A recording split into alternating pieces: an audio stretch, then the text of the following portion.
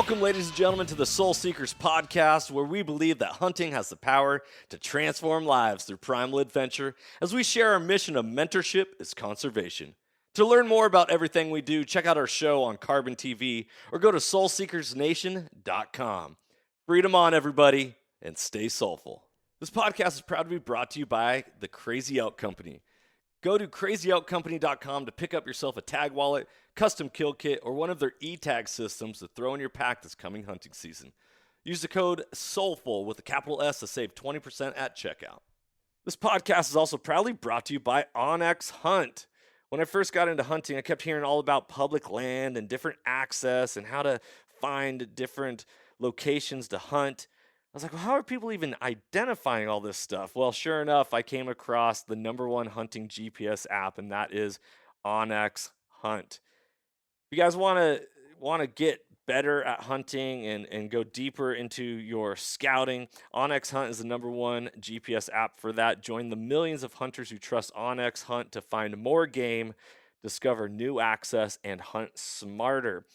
It was a game changer for me, and I know it's going to be a game changer for you if you've never used it. If you have used it, you know the power that it holds. Guys, I really hope you enjoy this episode. If you want to know more about OnX, go to onxmaps.com/hunt and check out their app. Be blessed, freedom on, and stay soulful.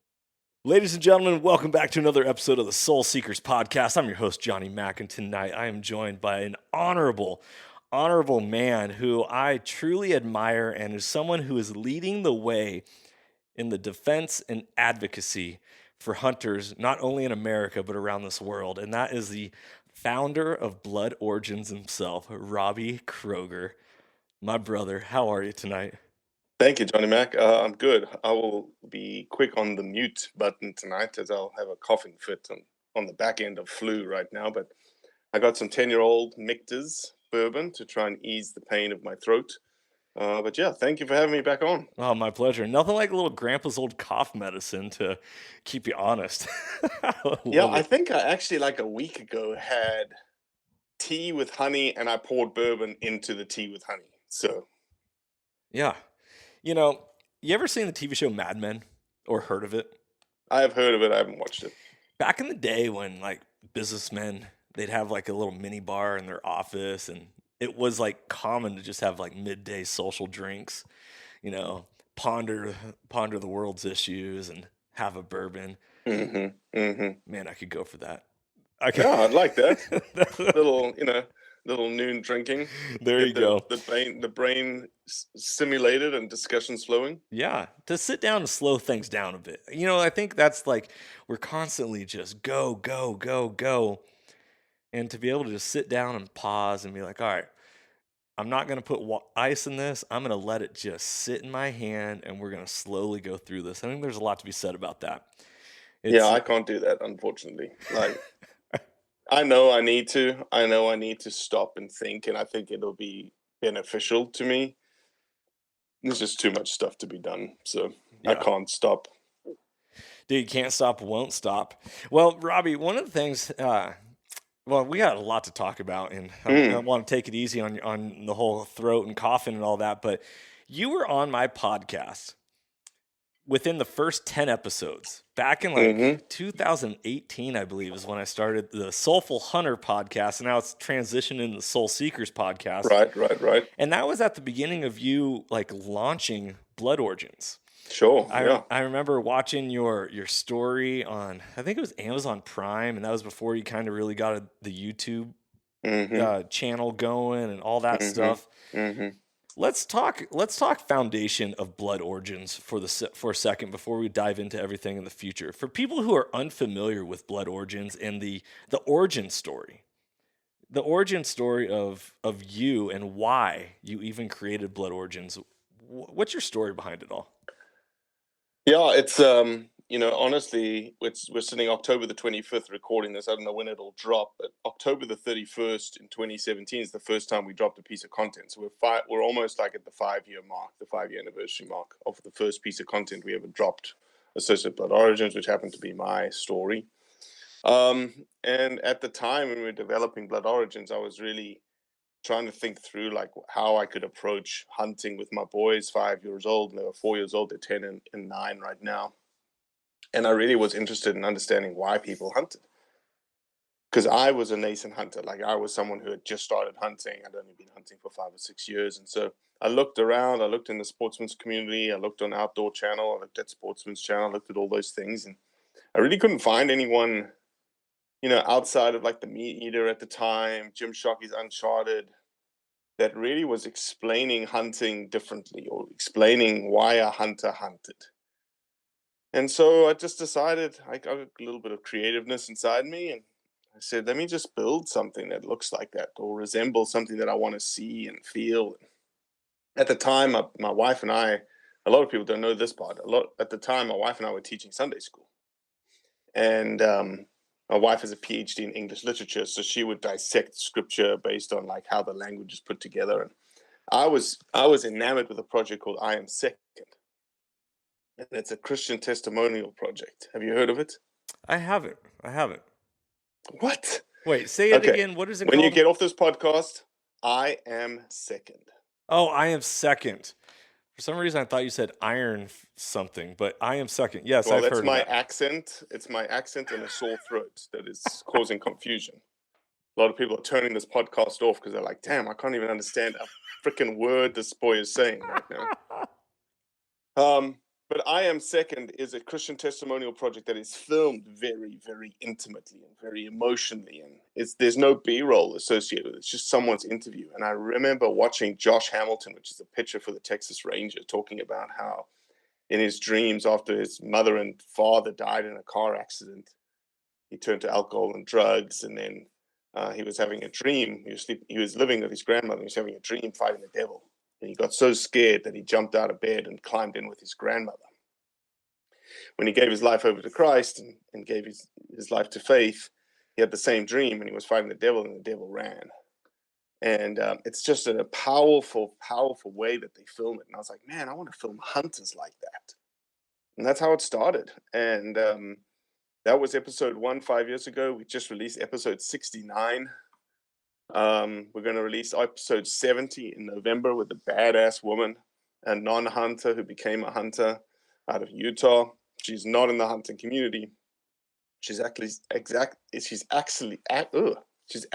in the fitness, self-defense sort of Hollywood space. Have you watched the movie 300? Yes, I have. Remember how ripped those dudes were? Uh-huh.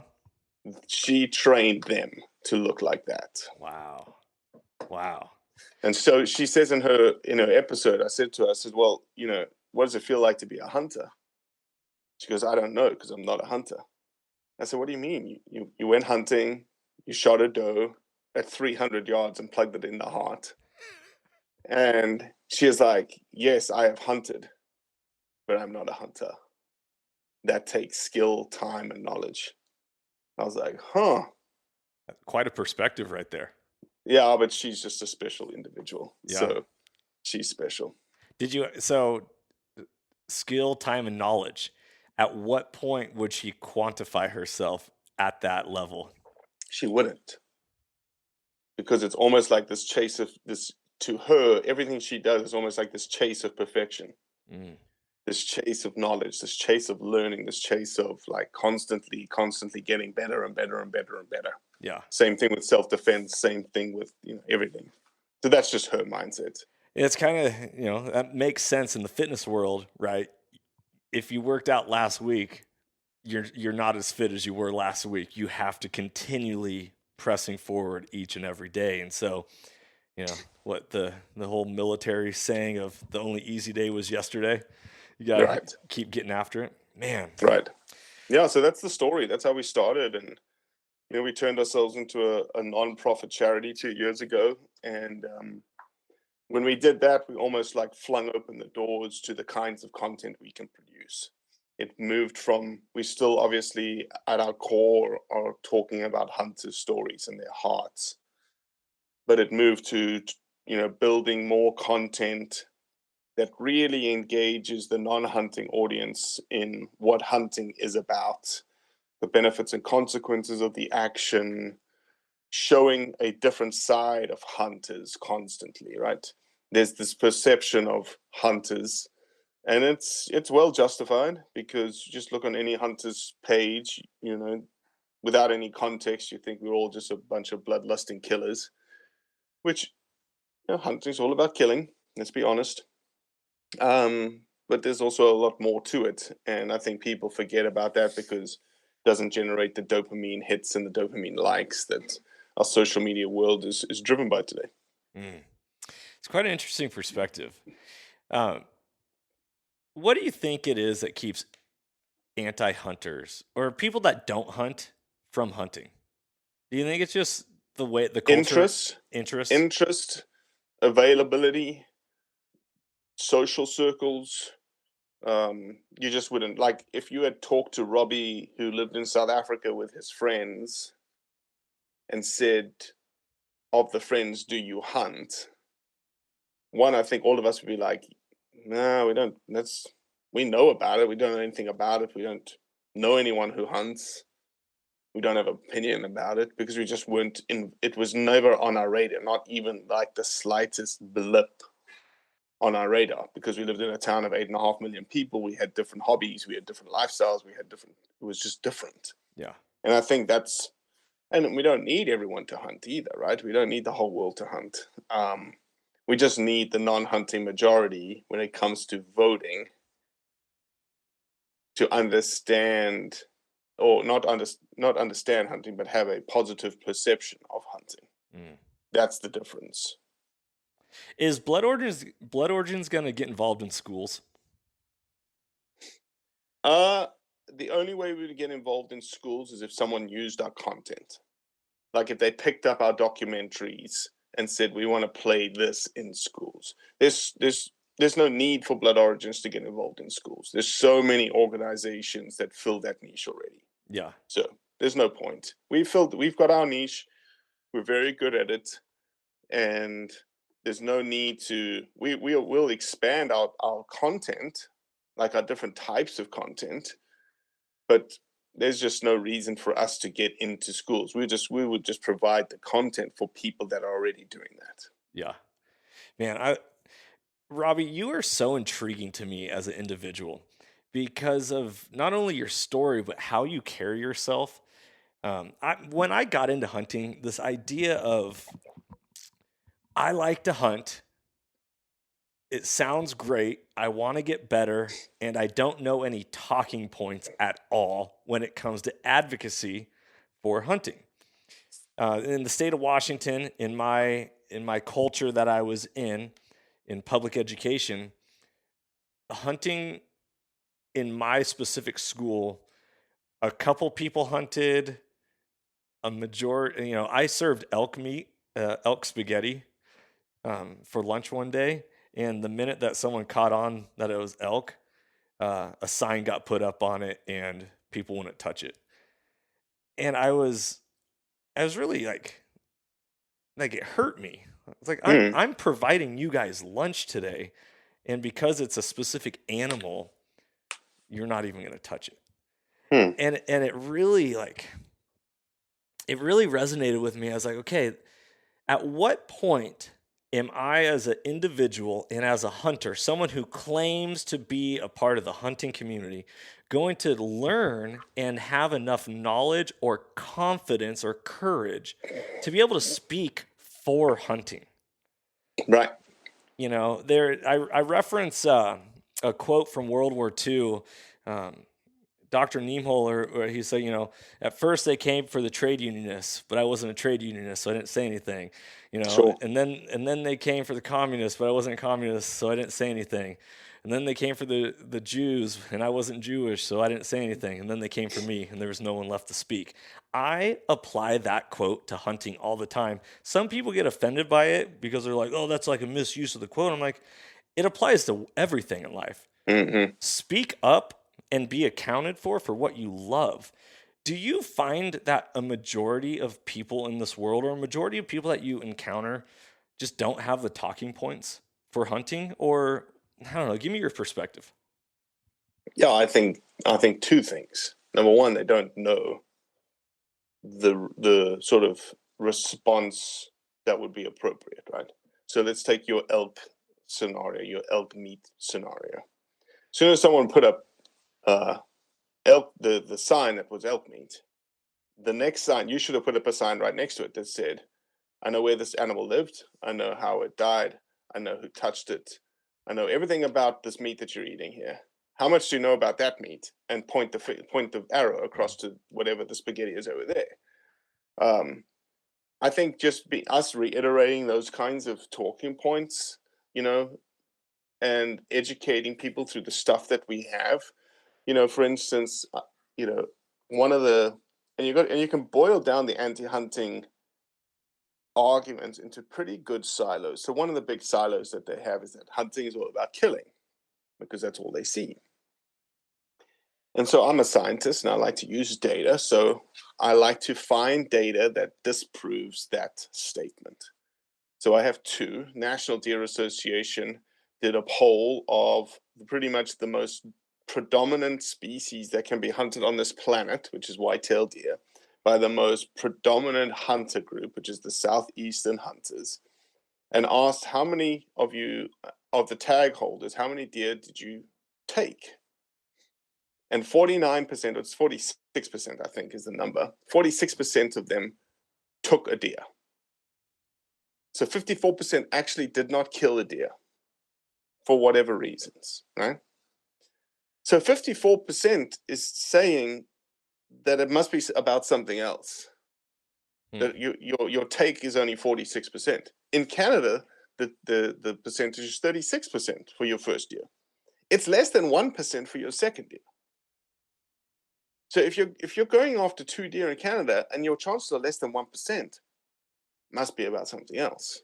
Pennsylvania sells over 220,000 bear tags every year, generating $3.4 million for the Pennsylvania Game and Fish coffers. 1,200 bears are taken every year. That's 1.4% take. Can't be all about killing. Missouri's first bear season, 400 tags. No, 6,000 applicants, 400 tags, 40 bears on quota, 12 bears taken. The chances of you drawing a tag and killing a bear is 0.1%. So again, it can't be about killing. So, and the response is, well, you guys are just really bad hunters. Okay. You could argue that also based on the statistics. But again, hunting is all about failure and chase and skill and whatnot. And so, yeah, there's inherently failure to what we do.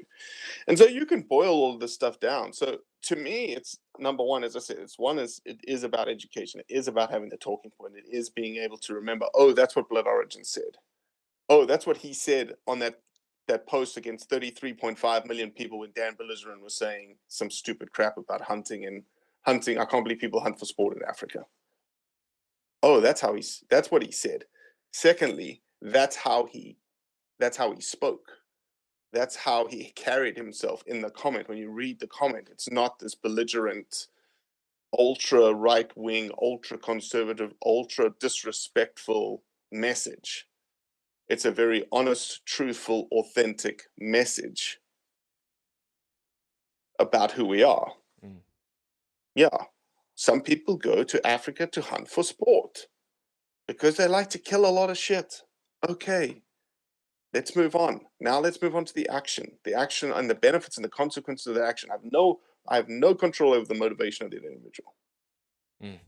But I can tell you about the benefits and the consequences of hunting. I can tell you that 1.5 million square kilometers in Africa are protected by hunting. That's double all the national parks combined, of which 1.5 million square kilometers is sustainable financially. Almost 90% of the national parks are not sustainable financially.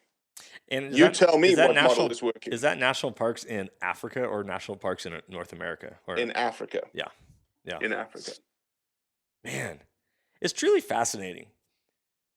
Okay, so I love your silo concept. You're talking about it's got to be something more if this many hunters are not filling their tags, There's got to be something more to it. And then you're talking about this, the perception of how people are speaking. What is something, and I gather you and get you, and like I absorb it all in. For the person who's listening to this podcast and is like, I love hunting, but, and they say the but. There is no but. Okay.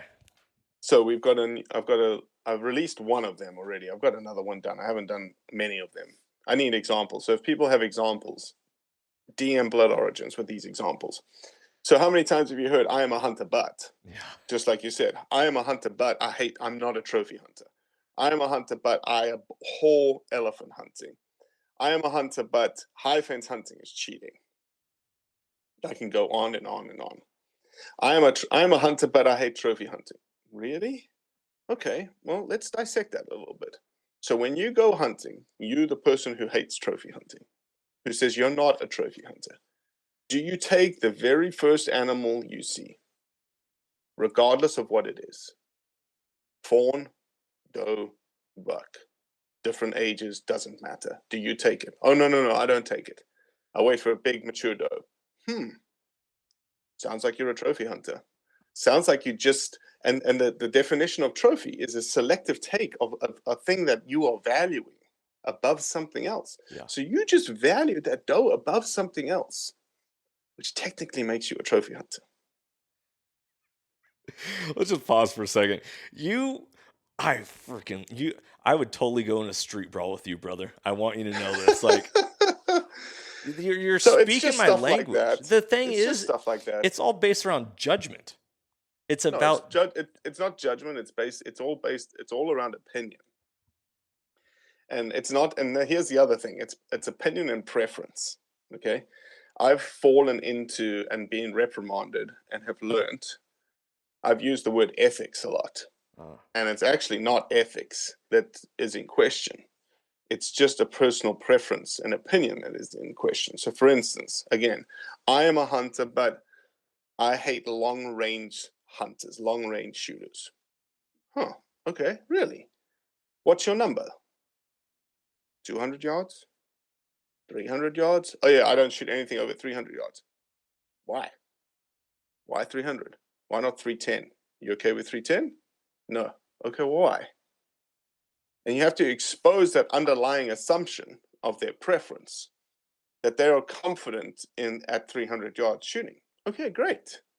But that doesn't mean that someone else isn't confident at 600 yards shooting. You just impressed your personal preference or your ability on someone else and assumed that they had to match you.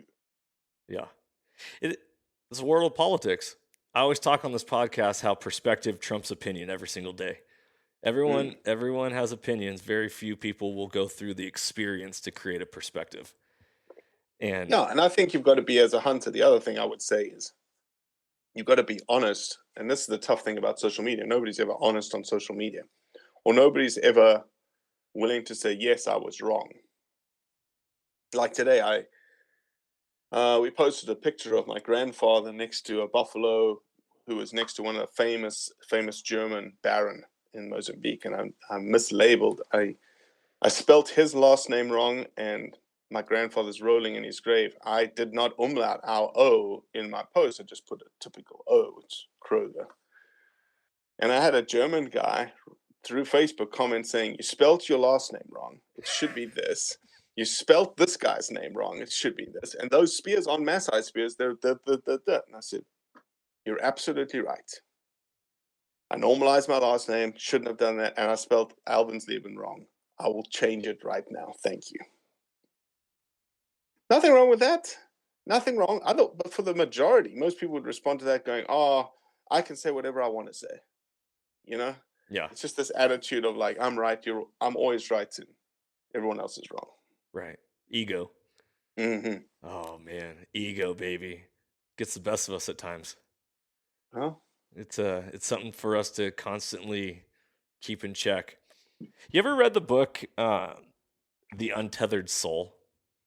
It's a book I highly recommend. It was a New York Times bestseller, and it is, if I could classify it, it's like a book about the inner voice inside your head and about how we constantly have dialogue with ourselves and who is that person, and then who are we really.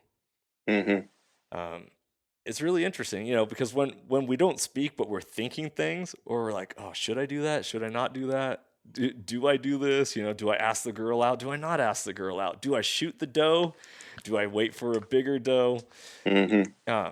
Very interesting concept, and a lot of it deals with the ego and who we really are and what makes us tick. It's a book that really impacted me, and something I recommend for listeners. It has nothing to do with hunting, just has everything to do with perspective and reflection, because inward reflection leads to outward correction. And if we take the time to sip on a bourbon and have a conversation like this, we're going to realize that, you know what, we can be the change we want to see in the world. 100%. And it starts with us, starts with me. One of the things I wanted to bring up to you, Robbie, because you talked about white-tailed deer, and we talked about the whole I am a hunter, but being, I would still consider myself a newer hunter. I think once I get out of the decade in which I learned how to hunt, then I will no longer be a newer hunter. That would be my classification. I still am within arm's reach of that for me. Sure. Being from the Pacific Northwest, state of Washington, I learned to hunt on public land. This concept of, find what public land is and go hunt. Go read your regulations and go for it. And then all of a sudden I moved to Texas. And when I was a public land hunter up in the Northwest, you hear stories, especially being newer in the hunting world, like, oh, high fence hunting. And I'm like a reverse pioneer. Instead of going west, I'm going east, and I'm going to the land of white-tailed deer and high fences here in Texas. And I'm really wrapping my head around this concept, because everyone hunts for different reasons, right? Like you already mentioned, we all have our reasons. It can't all just be about the meat if so many people do not fill tags year after year. Sure. So as I come down to Texas and I'm like, okay, I want to hunt. There is public land. There's not much of it, and not all of it is easily accessible. There's a lot of restrictions that lie around it, such as if you want to hunt birds, you got to make sure you're this season and you can only use this weapon, or this public land's only open for birds versus this public land's open for hogs or coyotes or big game, small game. And so there's a lot of weeding through the weeds, wading through the weeds to be able to figure it out. And so I really gut checked myself, and I was like, okay, I've heard so much about high fence hunting and the taboo, I'm going to say, or quote, around it. And now here I am. I want to hunt. So at what point am I then not a hunter, or not, I don't even know the term, moral, or not even moral? It's like, I don't classify myself as a hunter now because if I shot it inside a high fence. It's really... So there's still a bunch of low fence in Texas, though, that you can hunt. It's all private. Yes. So let me ask this question. Maybe we can just dissect this. What's your problem with high fence hunting? First problem, money. And after that, I don't really have a problem. I have two problems, which I'm learning. First one is money, because I don't have a lot of it. And in order for me to be able to go hunt, that takes money. The second one is when it comes to this concept of organic meat. And like, oh, wild meat, I know, it's just been eaten in the wild, to high fence. Now, I don't have hands-on experience with this yet, so correct me if I'm wrong. One of the things that I'm getting into the South is like, if these deer are eating corn all the time, or protein powder, or all this different stuff, is like, well, is that GMO corn? Or what is actually going into this animal that then qualifies it as a wild game, and then me consuming it? Well, I don't think you have any way to answer question number 2. Yeah. You have zero way to a question. So you've got to decide, are you going to hunt or not? Yeah. Because of that. Because there's no place in Texas that is not feeding corn. Right. Okay. Or something. Okay. let me take that back. There are probably places, and we'll probably get a bunch of DMs that say, "Oh, I don't do that." I was like, okay, yes, you're right. There's not all places, but the vast majority of Texas feeds some sort of protein, some sort of corn, some sort of, puts something on the roads. So you've got to get over that. If you think that's a sticking point, then you're done, essentially. You're not going to hunt.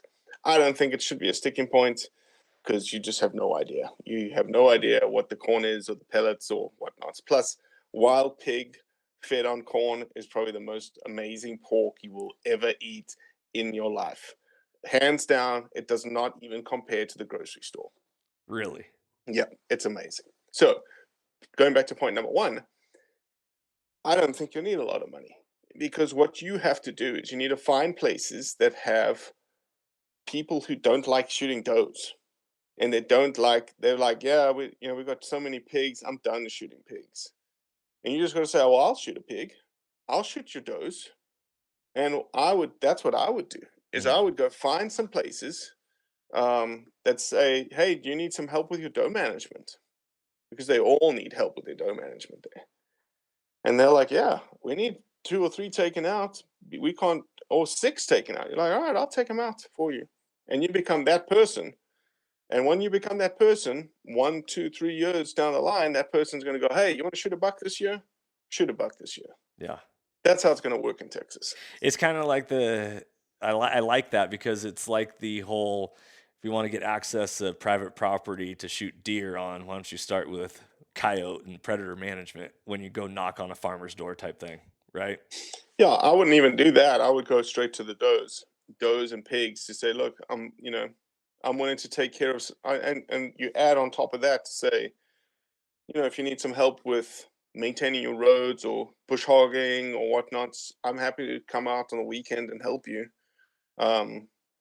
just to shoot a couple of does. And I'm telling you, the doors will open. Yeah, man. All right, you guys. Where are you right now? I'm a half hour west of Fort Worth in a little town called Weatherford. There's a bunch of good freaking deer hunting around you. Yeah. I see deer all the time. I really. Well, fine. You use Onyx Maps. Freaking find out who the people who own it, and then reach out to them. Absolutely. Say who I am, and this is what I like to do. I like to hunt, but I don't have, access, and I'm not looking for a favor. I just want to help you. If you need some doe shot or pig shot, I'll be happy to help you. I love it, Robbie. You're a wise man. My beard is telling me I'm wise. It's getting wider and wider. Isn't that interesting, man? Well, that's a sign of wisdom. Mm-hmm. Sign of wisdom. So let's first off, I don't want to go away from anything we want to talk about. Are there any other talking points that you want to hit in regards to this whole I am a hunter, but or anything else in that regard?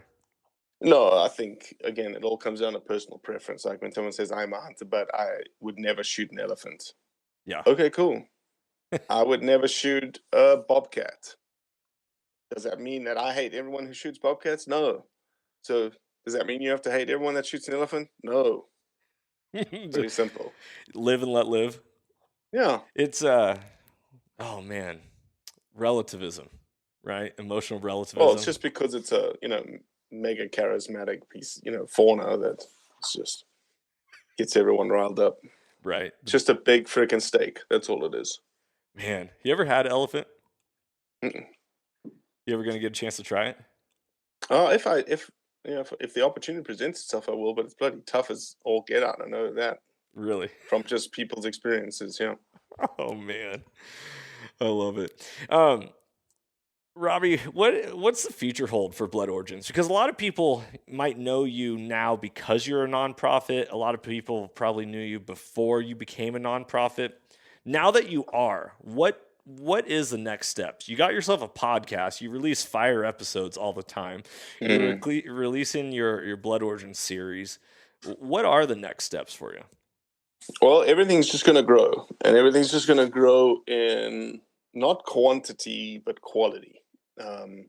Like our podcast, I think the numbers are going to show in 22 we had over 300,000 downloads.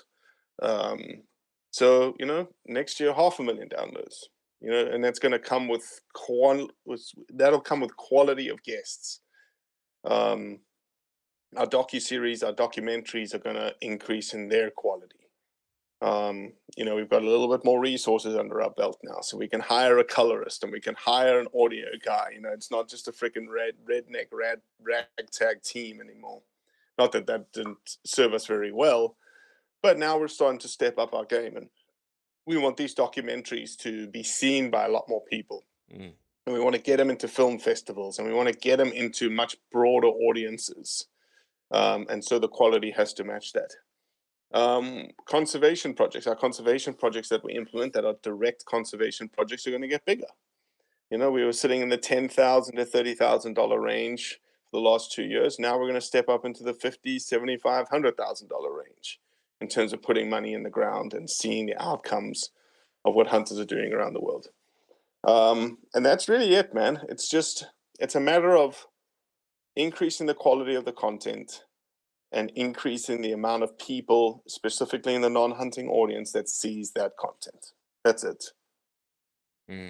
That's really, and I think that's one of the talking points right there that people miss in the hunting world, from my perspective, is a lot of times we use the term anti-hunter, and it's not that. It's the non-hunter.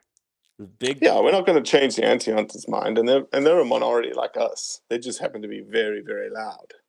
So it's the people who are undecided one way or the other. Exactly. Nice. Well, when it comes to conservation and this idea of like, okay, we're going to start putting it into action, what are some of the projects that you guys have accomplished over the last year or so? And then what do you have in lined up for 2023? So we've done a couple of projects. We funded the Wyoming Hunters for the Hungry program. That was a self-funded grassroots that engaged like 400 people that donated money, grassroots. We've done the Arkansas Black Bear Project, which is raising money for the GPS collars for a new population in Arkansas that will be hunted in the future. That was like 195 people that donated to that. We raised some money for GPS collars for antelope, an antelope relocation project in Arizona. So yeah, those are the kinds of projects, but we've got bigger projects in our sights, more global projects. So I've got a big project lined up in New Zealand. I'm not going to tell you about it yet. I've got a big project lined up in Zimbabwe. I'm not going to tell you about it either, because I'm waiting for the funding to hit. As soon as the funding hits, then I'll let everyone know. There you go. I love it. But no, it's good stuff. It's really exciting. It's expanding our global sort of fingerprint. We did all of our statistics for this year, sort of bundling all of the work that we've done. And according to my guys, our content has touched 101 countries around the world. So incredible. It's pretty darn good. Someone told me a while ago that, when you feel like you're not really making progress, you got to just keep going, because slowly, then suddenly, you don't know when that faucet's going to get opened up all the way, and it's just going to go and be flowing. Yeah, we're excited. Oh, so exciting. Well, one of the exciting things that I want to share with everyone on this podcast and with your listeners as well is that Soul Seekers is doing a community event. And we've done community events in the past. Every December, we've done fundraisers for Seattle Children's Hospital. We've done toy drives for first responders. We've done all sorts of different things. And it's time for us to actually take a step into making an impact in the hunting world beyond just the mentorship aspect. And so this year's fundraiser is specifically for Blood Origins nonprofit. Man, amazing. Thank you so much. I'm really, really chuffed to thank you. Dude, I'm honored, Robbie. It was when I was sitting down planning my this event with my colleagues. I was like, okay, who do we go to? Who do we raise money for? And I was like, okay, well, we could do a specific critter club or overarching conservation organization. I was like, I know who we need to do. We need to support the people that support us, or have at least given me the ability to speak courageously even more through the confidence and the knowledge in which I hold. and that is Blood Origins.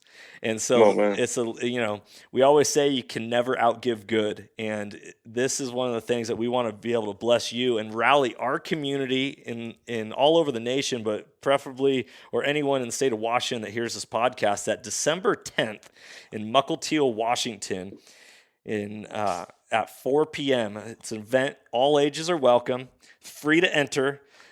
Food and beverages are available for purchase, and we're going to be having silent auctions and raffles, all in the name of raising money to convey the truth about hunting. And Robbie, you, my man, I don't know, your wife is a saint. But I'm so honored that you're actually going to be able to join us and get to speak to our crowd that we're going to have. Yeah, I'll probably still be jet lagged because I'll be flying back in from Zambia on the 8th. So I'll have about 24 hours at home, 30 hours at home, and then I'll fly out to Seattle. Hot dog, baby. Oh, it's going to be an epic time. So all you listeners, we are hitting up a lot of different companies and organizations for donations. Robbie has been bringing some wonderful donations as well to the table from wonderful groups and organizations. Mm-hmm. We have multiple firearms that we're going to be silent auctioning. We are working on international hunts. Hell yeah. We got some different, there's so many different companies that, Robbie, you are loved, Blood Origins is loved, and people are stepping up to the plate to provide things for your organization because they believe in what you're doing and how you convey the truth about hunting. And mentorship is conservation, and mentorship is loving somebody and investing in the lives. And one of the best things that you do is you invest in the lives of people by giving them the truth, because the truth will always set you free. And well, I appreciate that, man. And that is, that's the purpose of this podcast. Is the connection, is the community, is the putting the good back into the world, right? And so we're honored to host that event and to raise money. So all you listeners, if you are from out of state, make sure you can add this to your calendar. DM us. Let us know if there's anything you want to give as far as donations, raffle items, or if you just want to give financially, get a hold of us or get a hold directly of Blood Origins. Say, hey, we're not going to be able to make it on December 10th. We really want to be able to support you guys. And every little bit counts, because this is not just an ego. This is not an ego-driven thing. We care. I care. Robbie, you care. It takes time away from our families to be able to do this and to be able to invest in the lives of others. And you can't outgive good. And that return is only going to be greater and greater in your life. So thank you, man. Yeah, and if all you listeners have any questions in regards to that, we're going to be pumping out the information in regards to that December 10th event on social media. We're going to be doing a blog post, and if you're in the Seattle area, I'm going to be joining ESPN Radio Sports Talk, the Outdoor Line with Joey Pyburn and all the guys there on November 26th to promote this. Make sure to bring your friends. Here's my call to action. Don't just bring yourself. Don't just bring somebody that hunts. Bring someone with you that might not hunt or might be a non-hunter, so that they can actually get a firsthand education about the power and community of what hunters provide for this world. And let's really be the difference in the change that we want to see in the world. So, Robbie, I'm super excited about that, brother. Me too, brother. Me too. Yeah. Thank you. Dude, it's my pleasure. Bro, God bless you. I loved your post today, and we talked about this off air, but I just want to make mention of it on air because, like you said, so much of this world in social media is a facade. Mm-hmm. It's ego. It's look at me. It's a highlight reel. And at the end of the day, I don't know about you, brother. I'm not a perfect individual, man. No, we're all struggling. We're all doing. We're all got some things happening in the background that everyone's got to recognize. Yeah. So it's very empowering when people live their true, authentic self and they share that with the world. It's empowering to others. Mm-hmm. I always say inspired people inspire people. Mm-hmm. And when you live that inspired life, you're only sparking that flame for somebody else, and all of a sudden, I appreciate it. There's a big difference between motivation and inspiration, and inspiration is something that doesn't usually get put out. And so, Robbie, brother, thank you so much for joining me on this episode. Thank you for drinking some cough medicine and getting on. That's right. Getting on this episode, brother. Where can people go to donate to Blood Origins nonprofit? How do they get connected? I know social media is an easy way to find people, but real call to action. Yeah, Blood Origins on any of your social platforms, bloodorigins.org. There's a big donate button right when you get there. It'll take you through, become a recurring donor. We have giveaways. We have sweepstakes every single month. So we ask just for the cost of a cup of coffee a month. $3 is the minimum, $4, $5, whatever you want to give. Right now, there's 2 private land duck hunts available. Again, when this podcast drops, it'll probably be out of October, so you missed out on your private land duck hunt. But there's lots of things happening. There's lots of things that we give away every single month, and you just never know what you're going to win. Could be a hunt, it could be, as you said, a gun, it could be camo, it could be gift cards, it could be anything. And you're just supporting what we do every single day. So yeah, Blood Origins, anything, DM us if you have a question. Thank you for the opportunity. Oh, I love it. I'll have all that information in the show notes for all of you.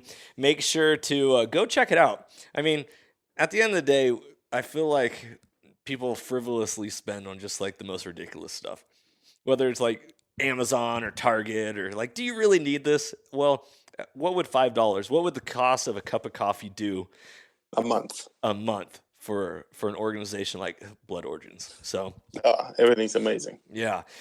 Inch by inch is a cinch, everybody. Mile by mile may take a while, but inch by inch is a cinch. I'm Johnny Mack. Thank you so much for tuning in this episode. Guys, be blessed, be encouraged, and be of good cheer, because we are the light of this world, and it's time to let our light shine before all men. And that means of how we carry ourselves, how we speak to the world, how we show up not only for ourselves, for the hunting community, but also for our families and everyone that we interact with on a daily basis. Be blessed, everybody. Thank you for tuning in to this podcast. If you liked it, please share, subscribe, like, and give a thumbs up. Be blessed, freedom on, and stay soulful. If you enjoyed today's podcast and want to support the show, you can always like, share, subscribe, and leave a rating, as it helps us share our mission of mentorship is conservation. Thank you so much for tuning in and being a part of Soul Seekers Nation as we transform lives through primal adventure. If you want to get more connected with the podcast, check out the Soul Seekers Nation Facebook group, as I look forward to connecting with you on the next episode. So stay tuned and stay soulful.